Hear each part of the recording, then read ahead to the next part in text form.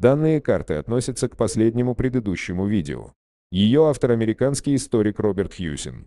Карта не избежала мелких неточностей, индирей в Чечне и так далее. Это неудивительно, ведь основной целью его работ являлась Армения.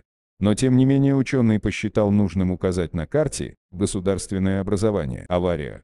На первый взгляд может показаться странным, что Авария расположена на территории современной Чечни, но если присмотреться к годам, то все встанет на свои места. Это время совпадает с приходом к власти в этом регионе Турловых. Феодальное владение, построенное аварскими князьями, именовалось в русских документах как Уварское меньшее владение. Помимо России, Турловы, по некоторым данным, заключили дипломатические отношения с несколькими европейскими державами.